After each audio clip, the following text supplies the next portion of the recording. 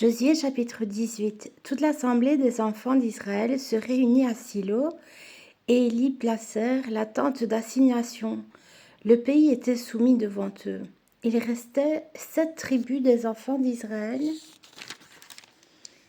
qui n'avaient pas encore reçu leur héritage. Josué dit aux enfants d'Israël: « Jusqu'à quand négligerez-vous de prendre possession du pays que l'Éternel, le Dieu de vos pères, vous a donné ? Choisissez 3 hommes par tribu, et je les ferai partir. Ils se lèveront, parcourront le pays, traceront un plan en vue du partage et reviendront auprès de moi. Ils le diviseront en 7 parts. Juda restera dans ses limites au midi, et la maison de Joseph restera dans ses limites au nord. Vous donc, vous tracerez un plan du pays en 7 parts, et vous me l'apporterez ici. Je jetterai pour vous le sort devant l'Éternel, notre Dieu. Mais il n'y aura point de part pour les Lévites au milieu de vous, car le sacerdoce de l'Éternel est leur héritage.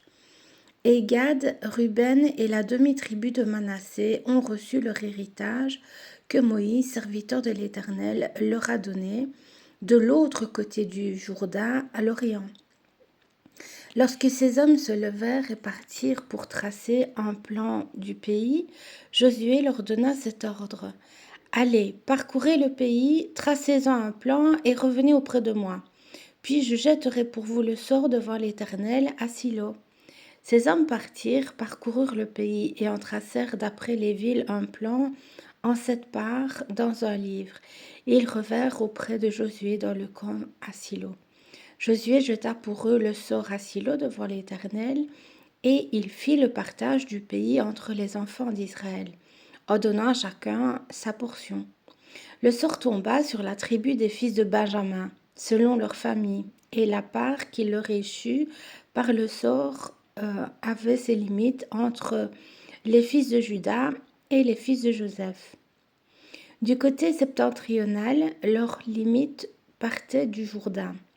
Elle montait au nord de Jéricho, s'élevait dans la montagne vers l'Occident et aboutissait au désert de Beth-Aven. Elle passait de là par Luz, au midi de Luz, qui est Bethel, et elle descendait à Ataroth-Adar, par-dessus la montagne qui est au midi de Beth-Horon, la base. Du côté occidental, la limite se prolongeait et tournait au midi, depuis la montagne qui est vis-à-vis de Beth-Horon.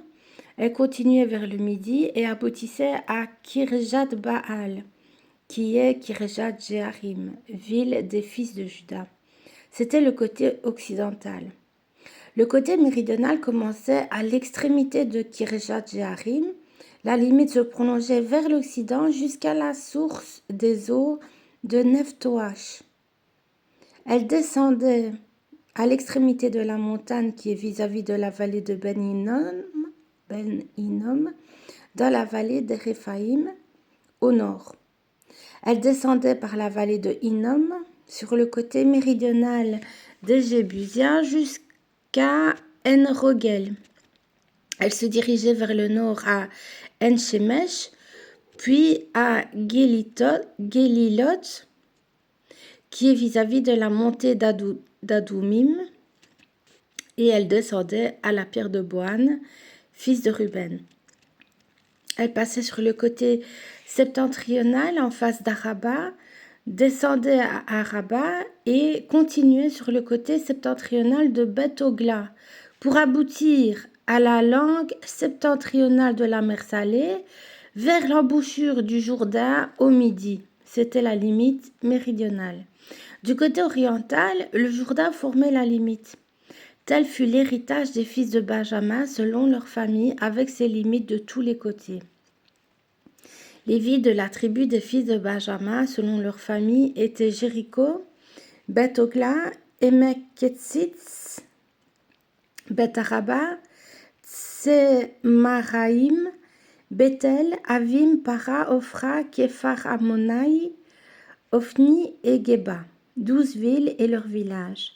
Gabaon, Rama, Be'erot, Mitzé, Képhira, Motsa, Rekem, Jirpeel, Taréala, Tsela, Élèph, Jébus, qui est Jérusalem, Gibéat et Kirjat, 14 villes et leurs villages. Tel fut l'héritage des fils de Benjamin selon leur famille.